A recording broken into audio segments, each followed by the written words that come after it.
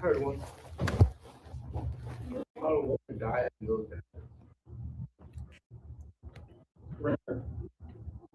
Angel. What do you call a group of women? Angels. A host of angels. What do you call, but all the women died? That's what it Welcome to our Theological Institute.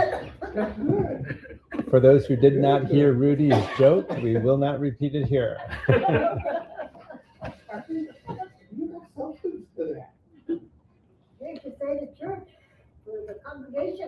That's right. Last week we studied the Book of Lamentations, and so this week we study a book that's very similar to Lamentations. If you think in the Bible, what books are similar to Lamentations, you'd probably be thinking of books like Job. Job is a prophet who endured suffering. You'd probably think of various Psalms. There are several Psalms that are Psalms of lament. Instead of going in that direction, though, I chose the Book of Ecclesiastes. And once we start reading from the Book of Ecclesiastes, we recognize various passages as being familiar. One of the most famous phrases from the Book of Ecclesiastes is, "Vanity of vanities," says Koheleth. That'll be translated in a slightly different way in the translation that we have here, which, as we'll see in a moment, translates it as meaningless, meaningless. Everything in life is meaningless. But before you lose hope, let's see what it is that the Book of Ecclesiastes can teach us.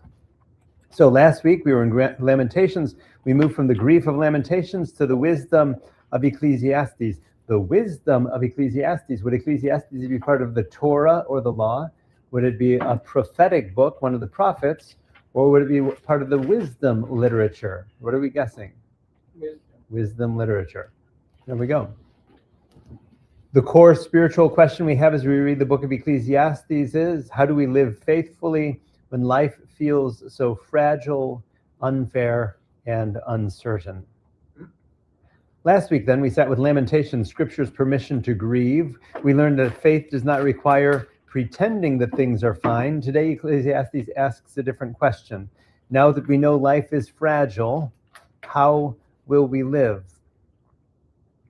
Before we jump in, should we just see what we remember from the Book of Lamentations? What do you remember from the Book of Lamentations and what resonated with you from a week ago? Anything that's hanging on our minds or that sticks in our heart? Discussion a week ago. During their exile. It was written during the exile, purportedly, according to tradition, written by whom? By Jeremiah. Do you remember that? What was Jeremiah was giving voice to lament to the people who had been exiled from their home in Jerusalem. What else do you remember? What else is on our mind? They were very depressing and very sad, except for the very end, there was a little bit of hope left. There's a bit of hope at the end, but apart from that, it's a dark book of the Bible. Good for those who are passing through dark chapters of their own lives. And if we were honest, we could probably look at our own lives and point to a few dark chapters where we probably could have used the Book of Lamentations had we known of it. Which we as people should expect, right? We should expect a bit of suffering in life. And Buddhism is fond of saying that life is suffering, while we as Catholics don't say the same. We are aware of the fact that there are dark valleys in life, as Psalm 23 says, but we trust that God is somehow guiding us through those dark valleys. Any other thoughts on Lamentations before we jump into Ecclesiastes? Introducing Ecclesiastes, then, a book that dares to be honest. It was written somewhere between 300 and 200 BC, 200 to 300 years before Christ. Attributed to, the book refers to Koheleth, or the teacher, probably a wisdom teacher who was late in life, looking back at his or her life and reflecting on it. It was addressed to people who were disillusioned with their religion. And one of the key phrases is vanity of vanities, a Hebrew word which literally means vapor or mist or breath. Think about it for a moment. Life is like a breath, which is gone that quickly. I don't know if y'all, I didn't grow up smoking, but sometimes when I see people smoke, you can see they breathe out the smoke and it sort of like dissipates. That's sort of like the image that we get from the book of Ecclesiastes. That's what life is like. Like when, Or like winter when we see our breath in the cold. right, We see it for an instant and it's gone. Whoa, so if life is that brief and fleeting, what does that mean for us? We're about to see. Shall we dive into it? We have 3 excerpts from the book of Ecclesiastes. The first one is a little longer, and then the second 2 are simply sentences from the book of Ecclesiastes. Would anyone like to read to us the longer excerpt, the first excerpt? Becky? Sure. Meaningless, says the teacher, utterly meaningless. Everything is meaningless. What do people gain from all their labors at which they toil under the sun? Generations come and generations go, but the earth remains forever. The sun rises and the sun sets and hurries back to where it rises. The wind blows to the south and turns to the north. Round and round it goes, ever returning on its course. All streams flow into the sea, yet the sea is never full. To the place the streams come from, there they return again. All things are wearisome, some more than one can say. The eye never has enough of seeing, nor the ear its fill of hearing. What has been will be again. What has been done will be done again. There is nothing new under the sun. Is there anything of which one can say, look, this is something new? It was here already, long ago, was here before our time. No one remembers the former generation, and even those that come will not be remembered by those who follow them. Yikes. So at first glance, this is the first book of Ecclesiastes, where the translation is typically vanity of vanities, says Koheleth, utter vanity. Everything is vanity, but here it's translated meaningless, which is probably a good translation, which is why I chose it here. How it is that this biblical writer is looking back at everything in life and seeing that there's a certain cyclical nature of life where the world keeps going despite those who move in and out of it, right? The sun, generations come and generations go. And generations come and generations go. The sun rises and the sun sets, and the sun rises and the sun sets. And the wind blows to the south and the wind blows back to the north. And the wind blows to the south and the wind blows back to the north. There's this cyclical rhythm to all of nature. All the streams flow into the sea. But as we know, what happens then? It evaporates up into the clouds. It continues to move. It pours down and it flows back into the sea again. What has been will be again. What has been done will be done again. There is nothing new under the sun. It's just that history keeps repeating. It's sort of like the rhythm of the seasons, right? We're in January. Got news for you. We were in January last year. We're going to be in January again next year. And that's just the way that life is. There's this cyclical rhythm to life. The sun was up earlier today. It's now set, but I have news for you. The sun's going to come up again tomorrow morning. There's this cyclical nature of life that the teacher, Koheleth, is pointing to.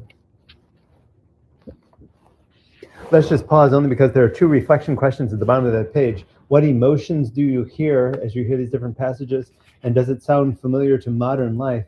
Any reflections on the first excerpt and anything that it says, any of the images that it contains, and or the emotions that you hear, or how it rings with life today? Yeah, it says anything of which one can say, look, this is something new.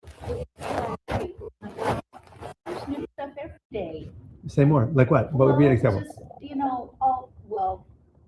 I guess this is earth-based, but, technology is new, the news is always new, but yeah, the sun is there, and the sea is there. I thought that was interesting when you said the sea is never full.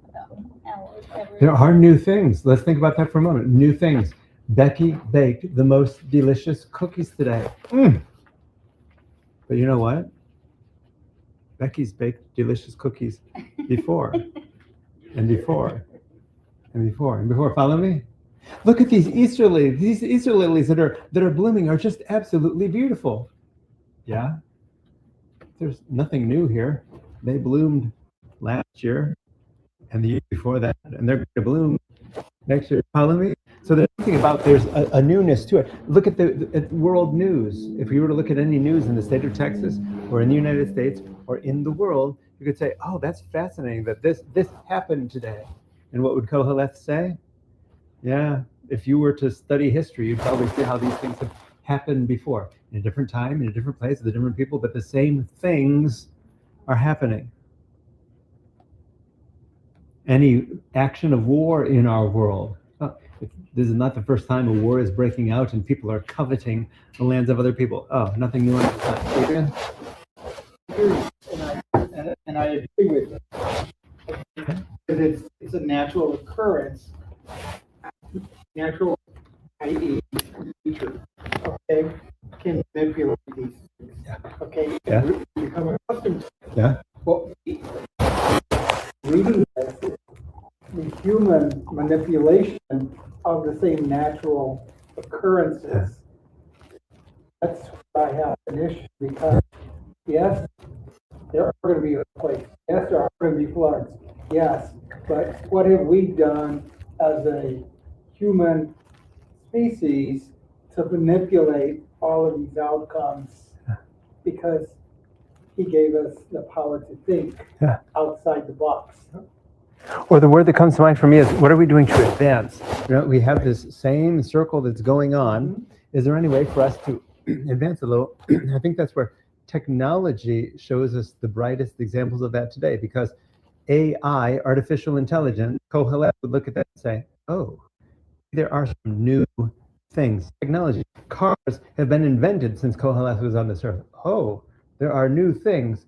But then Koheleth would probably see how it is that all these things fit within this pattern of human beings. For instance, inventing things. Okay, the car is not the first ever invention. Follow me? We invented the wheel back then. AI, technology, computers, cell phones, all that. Yeah, that's fascinating. I got news for you. We were inventing axes and bows and arrows and other things in other times in history. So there's something fascinating about this cyclical nature, but it's almost like we're spiraling, hopefully upward, right? We're making progress, but at the same time, it's the same sort of, you can recognize the different. It's a different verse, but it sounds like other verses in history. Does that make sense? The boats that we have today are different from the boats in ancient times, but they serve a similar function. What about putting a man on the moon? What about putting a man on the moon? Boy, that is something new. Or is it? Because that's a question. Because something about the human being is always reaching beyond itself. And that just expresses itself into the moon. But I got news for you. Going to Mars is going to be the next new thing. And when we go to Mars, we're going to take a look at it and say, oh, this is so fascinating. We're in Mars. Yeah. And it may seem new, except that we were at the moon, and before that we were exploring the New World, and before that we were exploring this or that continent. So, there's something about this pattern that's going on in history, but how it is that it continues to be elevated, if you will. How come our bodies don't elevate that way? Yeah. I mean, we change, Yeah. from being young to getting old. Yeah. I mean, it's not like, oh, And so I think the way that Koheleth would respond to that, for those who heard it, Victoria's pointed out, it's not like our bodies are improving over time. For any of us who've been on this earth for a few decades, we notice that our bodies are changing in ways. We're feeling things we didn't feel before. Our bodies not acting in the same ways that it did before. Different parts are growing old. Living longer. And Koheleth talks about how generations come and generations go, and other people are going to be born in this world, right? You think of your children, your grandchildren, they are going to eventually grow older and have the same challenges that we are having. And other generations beyond them are going to continue. The word that comes to mind for me is the circle of life. I'm hearing Elton John singing in my ears, the circle of life. Right? Lion King here. How is it? There's something about life where, yes, it's always, it's ever new, but it's also just the new verse of the same old song in many ways. Different sameness. A different sameness. Oh, I think that there's something profound in that. Or the same difference. The different sameness. I like that. Mario. There are Teslas today, Uh-huh. and they were coming in. They were programmed. Self-driving. You know, the Yeah. little fan that goes on, and they went in there. You know, I'm coming from my house to the Teslas are right there, and Yeah. and they are programmed. Koheleth would look at this and sort of, something about this. We keep coming up with new inventions, but there's something about the human spirit. What is it about the human spirit that continues? The human spirit looks at something and says, how can I make that better? And just strives for that. Okay, now that we have a self-driving car, I have news for you. We're not going to just rest with self-driving cars for the rest of eternity. We're going to be thinking, okay, what's the next big idea, next big thing? Then I have some sort of car that like gets up in the air and fly. I don't know what. It's going to be like the next iteration up. So I'm going to keep the circle of life and the circle of history is going to keep going, but it's going to keep hopefully progressing. Second excerpt. Mario, would you like to read the second excerpt 2, Ecclesiastes 1:14? Not quite ready yet? 2:114, I'll point it out. Or maybe not. We'll come back to you. We'll come back to you. Maybe Terry Ann? I'm gonna have to read. No worries, no worries. We'll come back to you. Terry Ann? Excerpt 2.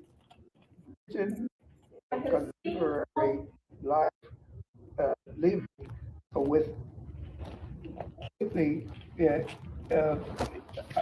uncertain times.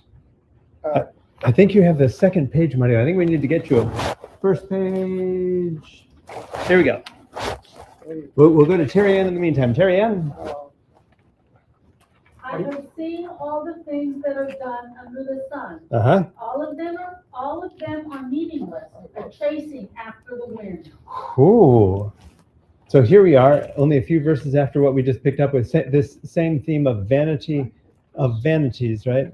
I've seen all the things done under the sun. Imagine God pronouncing these words, or the teacher, someone who's advanced in years.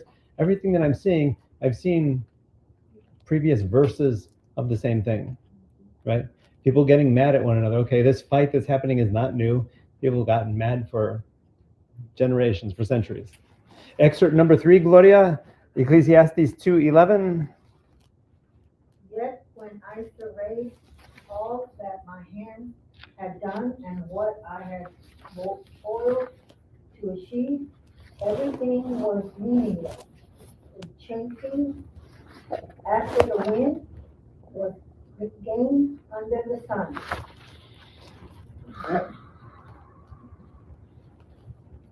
When I surveyed all that my hands had done, right? So imagine the old author of this, Kohelet, looking back at his or her or their life and saying, I've done some really great things in life, but now that I'm reflecting on it, What have I gained? what have I gained? What have I done? What have I contributed to make this world a better place? Right. Before we start getting depressed, let's get the first 2 chapters of Ecclesiastes. The second page, we have various other excerpts, some of which are rather famous. For instance, Ecclesiastes chapter 3, all of us have heard it, particularly because back in the 1950s or 60s, it was made into a song. For everything, turn, turn, turn. Right. Where does that come from? Book of Ecclesiastes, chapter 3. Rudy, would you like to try the next excerpt for us? That's Ecclesiastes 3:1-8. There's a time for everything. for every activity under the heaven. A time to be born and a time to die. A time to plant and a time to uproot. A time to kill and a time to heal. A time to tear down and a time to build. A time to weep and a time to laugh. A time to mourn and a time to dance. A time to scatter stones and a time to gather. A time to embrace and a time to refrain from embracing. A time to search, a time to give up, a time to keep, and a time to throw away. A time to tear and a time to mend. A time to be silent, a time to speak. A time to love and a time to hate. A time for war and a time for peace. The image that comes to mind for me when I hear these words is sort of pendulum swinging. All familiar with pendulums, how they swing from one side to the other side. And that's sort of how the rhythm of life is. There's a time and a season for everything, and it doesn't stay in one place all the time, right? There's a time to be born and a time to die. The pendulum swings, right? There's a season for this and a season for that, right? A time to plant and a time to uproot. There's the spring, there's the fall, right? There's the summer, there's the winter. There's always this going back and forth between the various seasons and actions in our lives. Some of them may strike us as, leaving us scratching our heads. But what do you mean a time to love and a time to hate? Shouldn't we always be like in the direction of loving? Well, yes, but isn't it true that as human beings, we find that the pendulum doesn't stay there lovey-dovey, happy with everyone all the time. There are times when different people rub us the wrong way through their words and actions. And God probably is speaking through those moments powerfully as God is speaking through the moments of love, if we were to listen, right? A time for peace and a time for war. We see these rhythms in human life and in the world where we just put it in the 1950s. There was a season, right? And they got that from Ecclesiastes chapter 3. Adrian, that brings us to Ecclesiastes 4, 1-4, and then we'll come to Mario after that. Adrian? Again, I looked and saw the oppression that was taking place. I saw the tears of the oppressed, and they have no comforter. Power was on the side of the oppressors, and they have no comforter. And I declared that the dead, who had already died, are happier than the living, who were still alive. But better than both is the one who has never been born, who has not seen the evil that is done under the sun. And I saw that all toil and all achievement spring from one person's envy of another. This too is meaningless, a chasing after the wind. Yikes, a vanity, right? Yeah.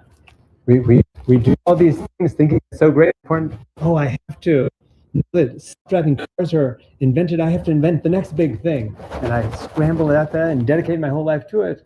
And then it's like, oh, well, I look back on my life and was that be all and all of my life?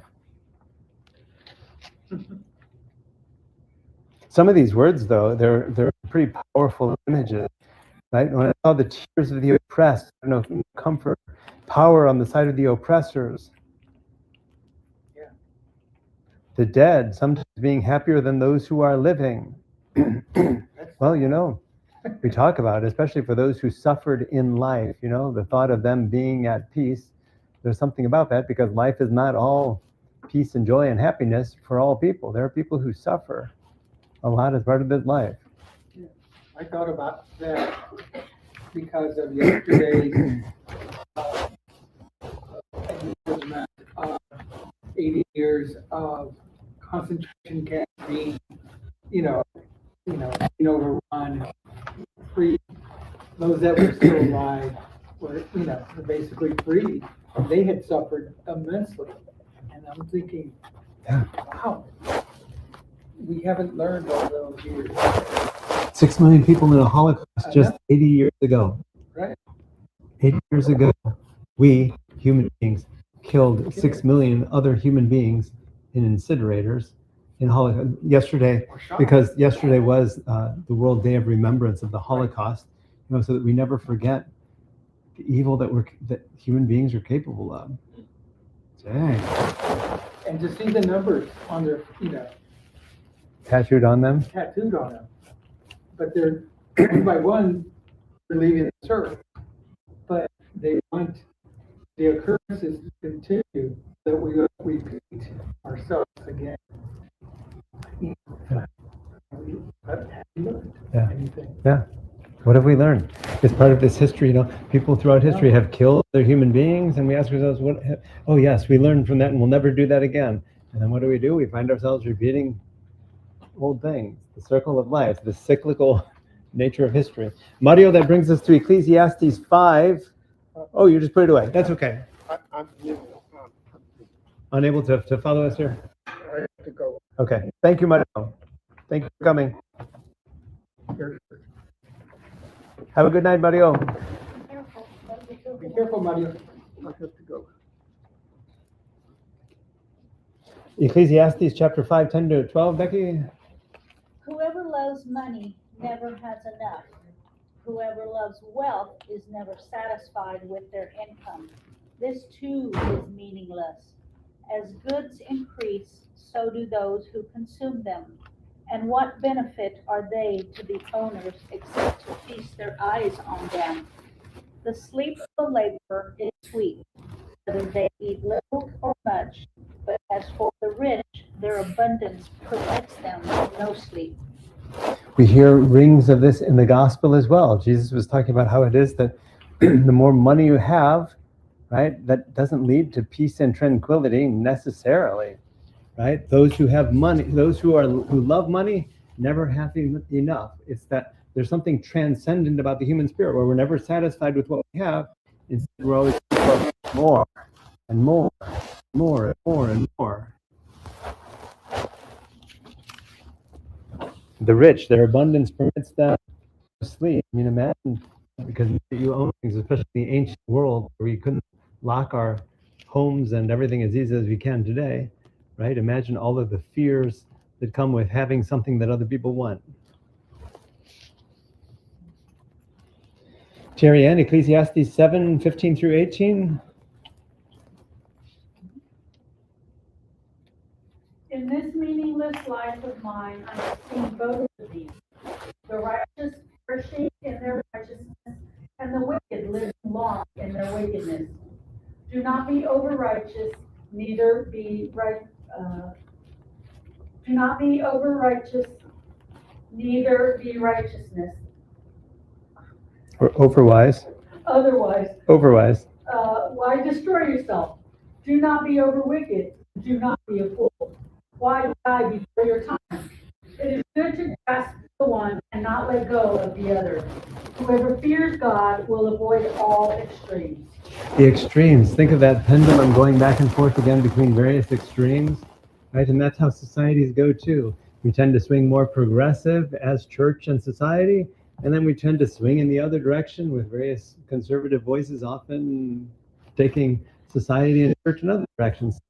So, where is God in all of this? What does Kohelet, the author of Ecclesiastes, say? Whoever reveres God, avoids this swinging pendulum.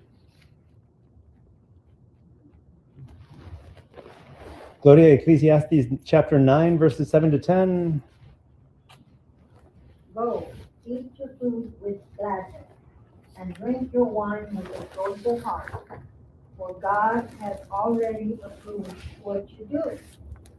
Always be clothed in white, and always anoint your head with oil. Enjoy life with your wife, whom you love, all the days of this meaningless life that God has given you under the sun. All your meaningless days, for this is your lot in life and in your toilsome labor under the sun. Whatever your hand finds to do, do it with all your might. For in the realm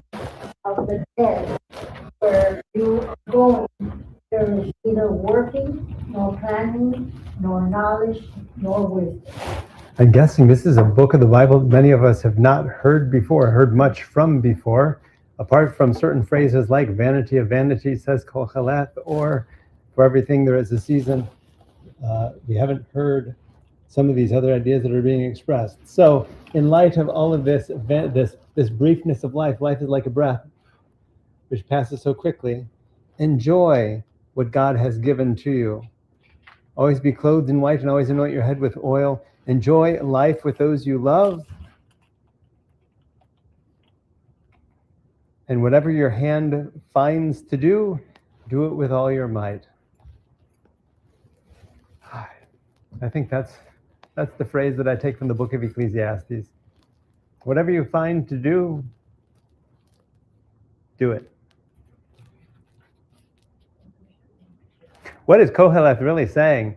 After having read just some excerpts from the Book of Ecclesiastes, bottom of page 2, what Ecclesiastes is not saying, is not inviting us to nihilism or cynicism, despair, apathy. What's it worth, all of this? It says it's meaningless. No, instead, how do we look at things for how they really are and try to view things through other lenses, perhaps even through the lenses of God. And God looking down at our world and seeing, the drama that happens in families, and God is saying, I know it's painful at the moment, but this is not the first outbreak of drama that's ever happened in the family. It's just a new verse of it. Ecclesiastes is Scripture's way of saying, beware of systems, leaders, and ideologies that promise certainty, greatness, or control, because only God is in control. Only God is eternal. Bridging the Book of Ecclesiastes to contemporary life, especially the idea of living wisely in uncertain times, Ecclesiastes was written in a time of political instability, economic inequality, and social anxiety, which is why Koheleth, we can hear despair in Koheleth's voice. What's the use, right? When the rich and the powerful take advantage of the poor and the lowly, etc., what's the use? You have another one? I only have one page. Sure.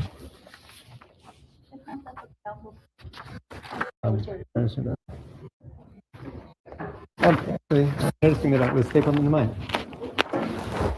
Sorry about that.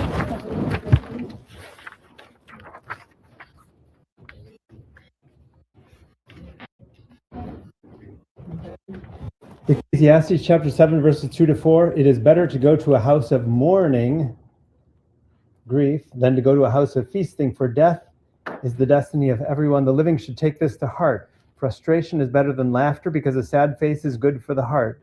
The heart of the wise is in the house of mourning. The heart of fools is in the house of pleasure. There's something so about the words, but think about the pendulum again here between joy and mourning, grief, suffering, right? God is as present in the grief and suffering as God is in the moments of joy. Or Koheleth might even say God is found even more in those moments of grief and suffering and despair than in those moments of joy. In those moments of joy, it's probably easier for us to forget and to take our eyes off God than in those moments of despair and suffering when we find ourselves crying out for God. Ecclesiastes chapter 12, verse 13. Now all has been heard. Here is the conclusion of the matter. Revere God and keep God's commands, for this is the duty of all humankind. So for the days that we have, however few or many they may be, whatever your hand finds to do it with all your might. Keep God's commandment, revere God, because that's what God commands us to do.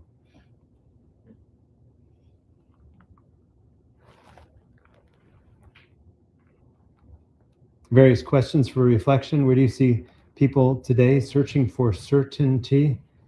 Koheleth certainly did. I think Koheleth was looking at the world and was sobered by what Koheleth saw. It wasn't this black and white world where everything was easy and simple, but it was a complex world filled with suffering as well as joy, dark moments as well as moments of light. What gives you peace right now? What drains your spirit? How do you practice spiritual realism and see things for how they really are? What helps you to stay grounded amid the many thoughts that go through your mind in the course of a day or a week or a month or a year. Some Koheleth practices for ordinary everyday lives, ordinary time. Gratitude for small joys, right? Finding joy in various things in life, right? Whatever that is. If we were to look around the room tonight, we would find different things that we could take joy in. If we look around our homes, our workplaces, the people that we love, we could probably find small moments of joy. Limits on media consumption. There's something about media, watch the news, or scrolling social media that might bring our spirits down rather than help to elevate them. Sabbath rest, sometimes taking a break from all the action. There's something, right, in this pendulum swing. In the United States, we're thinking about always do. There's something holy as well about withdrawing from all that action. Honest prayer and community rather than competition. Interesting activity for home at the bottom of the page might be to read Ecclesiastes chapter 3 or chapter 9 at home. And if you were the type that journaled or that just wanted to sit and think about something while you're sipping your coffee in the morning, some possible questions for coffee sipping and reading the Bible in the morning might be, what is in season in my life right now? What season am I in? If there's a time for this and a time for that, what's the season in my life? Many of us, as we grow older, it's a time of less activity, less 9 to 5, and more, focusing on other things. Where do I need wisdom? What am I being asked to release, to let go of in this pendulum swing? What joy am I being invited to receive?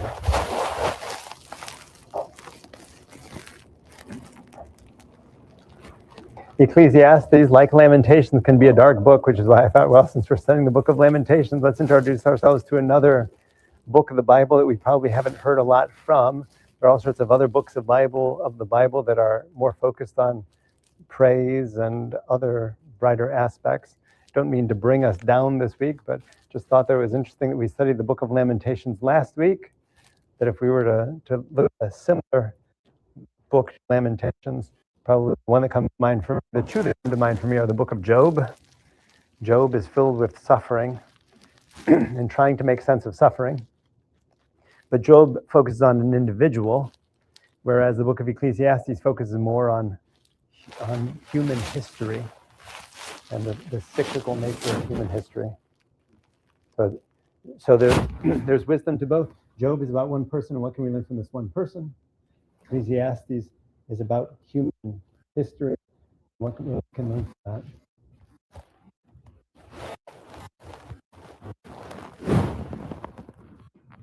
Well, this certainly makes you think. I mean, when Rudy read the seasons, Uh-huh. And it says, what season are you in right now? And I'm going back and looking at it. Oh, yeah, okay, I see which season I'm in. But there's a time to search and a time to give up.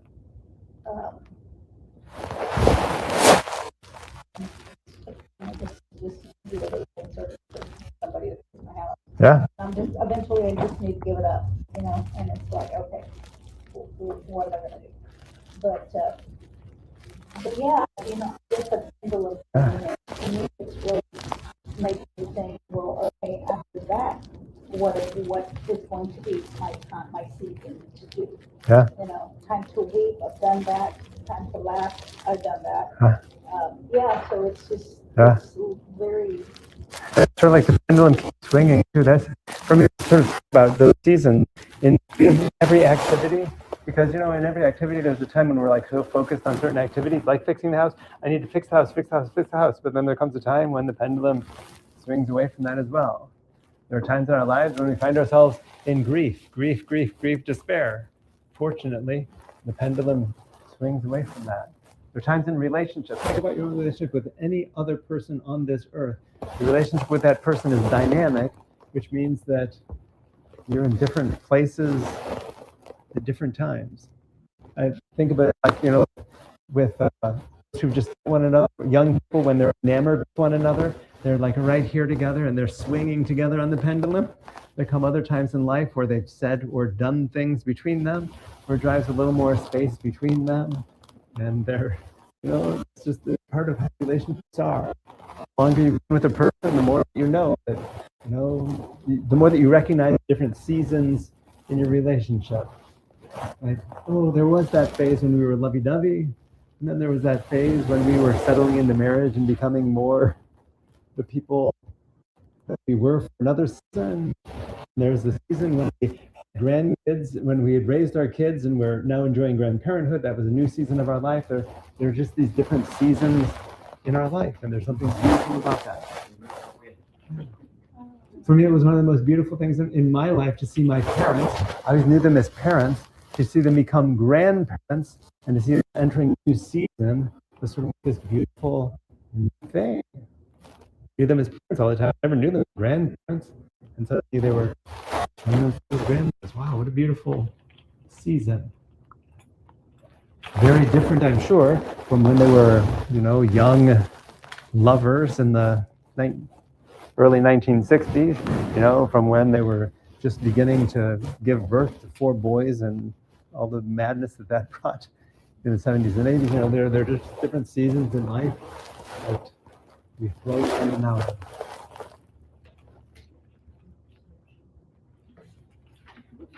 The different seasons in life. At the parish level, we see it all the time. Different people who come and who go. It's sort of like, for me as a priest, I tend to look at it more separately. It's sort of like how life is. I don't expect everyone to always be here. There's this ebb and flow in the lives of different people, and that's how God works. And if God brings a person to us one Sunday here at Holy Family, praise the Lord for that. We don't know if they'll be back or not, and if they will be back, if that means they'll be back for a month or a year or 2 years or 10 years. But life ebbs and flows and has seasons. To everything is a season. Turn. Like the French say, c'est la vie. C'est la vie. And that's how life is. That's how life is. And the older we get, the more that we see that, because the older we get, the more seasons we've lived through.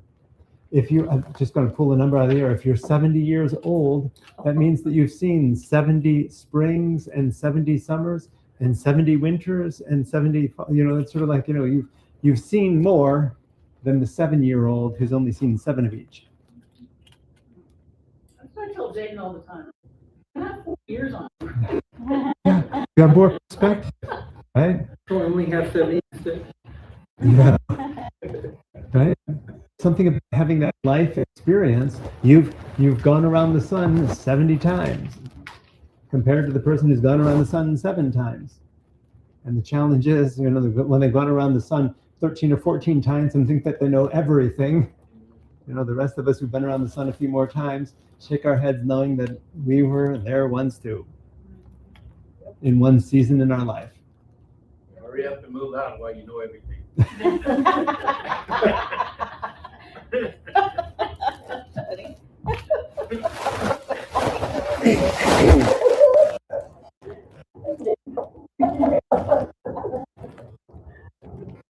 What about the income? I thought, what God that relates to who in our life, our world. Who loves money, Yeah. never has enough. Anyone who loves money and never has enough, they're just reaching more. Something about human greed. Is it new? It is not new at all.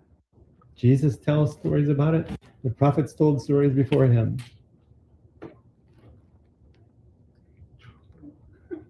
Human envy, any human sentiment, we can find stories of it throughout human history. So anytime you think that you're going through something, the good news is there have been others who've been through it before. Maybe you've been through it before. Others have certainly been through it before. And what can we learn from the wisdom of others who've been through these things? Whatever you're going through, moments of grief, moments of loneliness, moments of depression, moments of addiction, moments of joy. There have been people in all sorts of seasons in life, of experience the things that we're experiencing, if we could benefit from their wisdom.